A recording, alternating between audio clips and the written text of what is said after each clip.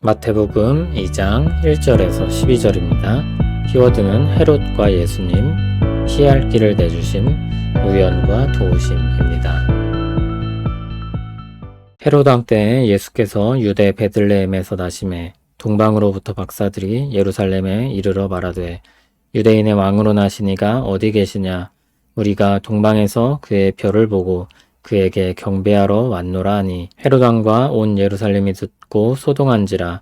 왕이 모든 대제사장과 백성의 서기관들을 모아 그리스도가 어디서 나겠느냐 물으니 이르되 유대 베들레헴이오니 이는 선지자로 이렇게 기록된 바 또 유대 땅 베들레헴아 너는 유대 고을 중에서 가장 작지 아니하도다. 내게서 한 다스리는 자가 나와서 내 백성 이스라엘의 목자가 되리라 하였음이니이다. 이에 헤롯이 가만히 박사들을 불러 별이 나타난 때를 자세히 묻고 베들레헴으로 보내며 이르되 가서 아기에 대하여 자세히 알아보고 찾거든 내게 고하여 나도 가서 그에게 경배하게 하라. 박사들이 왕의 말을 듣고 갈새 동방에서 부던 그 별이 문득 앞서 인도하여 가다가 아기 있는 곳 위에 머물러 서 있는지라. 그들이 별을 보고 매우 크게 기뻐하고 기뻐하더라. 집에 들어가 아기와 그의 어머니 마리아가 함께 있는 것을 보고 엎드려 아기께 경배하고 보배압을 열어 황금과 유향과 모략을 예물로 드리니라. 그들은 꿈에 헤롯에게로 돌아가지 말라 지시하심을 받아 다른 길로 고국에 돌아가니라. 아멘.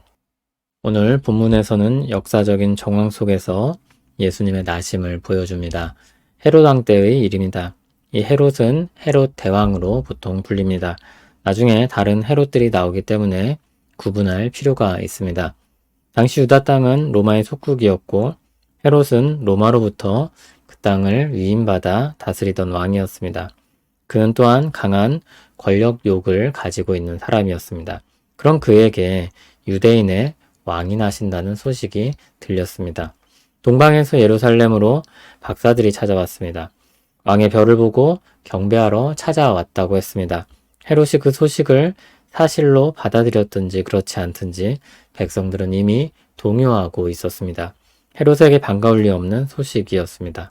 그는 확인하지 않을 수 없었고 문제의 싹을 미리 제거하고자 했습니다. 한편 예루살렘에겐 설레는 소식이었습니다. 저마다 다른 마음들을 가지고 소동했습니다. 헤롯은 모든 대제사장과 백성의 서기관들을 모아 그리스도가 어디서 나겠느냐고 묻습니다.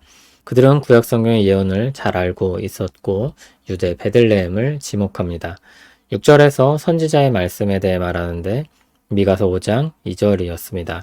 헤롯은 찾아온 박사들에게 그들이 오게 된 정황을 자세히 물었습니다. 헤롯은 침착하게 접근합니다.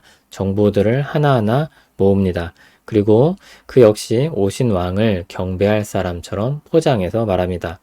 동방 박사들은 별을 따라 움직였고 아기 예수께서 계신 곳에 이르게 됩니다. 그들은 매우 크게 기뻐하고 기뻐했습니다. 그들은 한 집으로 들어가서 아기와 그의 어머니 마리아가 함께 있는 것을 보았습니다. 그들은 아기께 경배하고 황금과 유향과 모략을 드렸습니다. 그리고 나서 그들은 헤롯에게 가지 않고 다른 길로 고국으로 돌아갑니다. 하나님께서 그들에게 말씀하셨기 때문입니다. 왕이신 그리스도께서 나실 때 온 세상이 반겼던 것은 아닙니다. 헤롯은 대적의 대표로 등장합니다. 그는 자신을 왕으로 오실 분을 경배할 사람처럼 포장하고 있습니다. 사탄이 자신을 광명의 천사로 가장하는 것처럼 그 역시 자신의 본심을 감추고 접근합니다. 그러나 하나님의 역사는 실패하지 않습니다. 하나님은 피할 길을 열어주십니다. 마리아 입장에서는 전체적인 상황을 알 수 없으니 그에게 어떤 위협이 닥쳐오고 있는지 알 수 없었을 것입니다. 박사들이 헤롯의 말을 고지고대로 듣고 돌아가 소식을 전했다면 살아남을 수 없었을 것입니다. 그런 위협이 다가오는 줄도 모른 채 그는 아기를 향해 경배하기 위한 사람들을 맞이합니다. 박사들의 방문은 그들의 선택에 따라 재앙이 될 수도 있었습니다. 하지만 박사들은 하나님께 이끌려 헤롯의 말을 따르지 않고 고국으로 돌아가게 됩니다. 하나님께서 위협으로부터 그들을 지키신 것입니다. 하나님은 우리로 하여금 피할 길을 내서 어려움을 감당하게 하십니다. 미쁘신 하나님께서 자기 백성을 보살피고 보호하십니다. 어려운 시험이 닥쳐올 때 피할 길을 열어주십니다. 그로 말미암아 신자는 걱정과 근심에 사로잡혀 살지 않고 믿음으로 인내하고 평안을 누릴 수 있습니다. 그 가운데 모든 것을 통해 하나님께 영광 돌리며 사는 것입니다. 하나님이 주신 인생의 목적대로 살아갈 수 있는 것입니다. 얼마 전 미국의 인공위성 잔해물이 추락한다는 뉴스가 보도되었습니다. 위성이 추락하는 경로에 우리나라도 들어 있었습니다. 어디로 떨어질지 예측할 수 없는 상황이었습니다. 불안하지 않을 수 없는 일입니다. 그런 일들이 우리가 인지한 것 외에도 수도 없이 우리 곁을 지나갈 것입니다.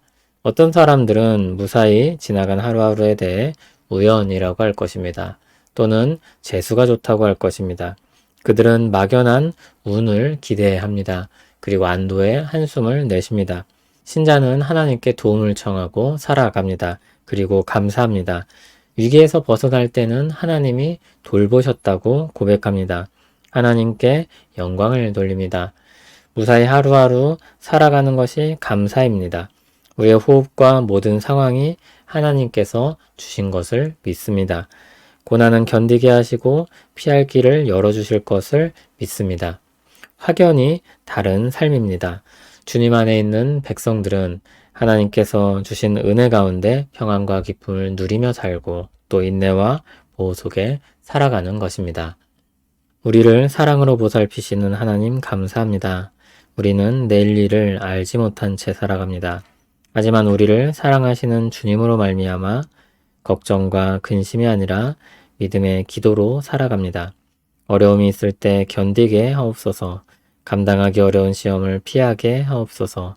일상의 감사를 알고 평안과 기쁨 속에 살게 하옵소서. 예수님 이름으로 기도합니다. 아멘.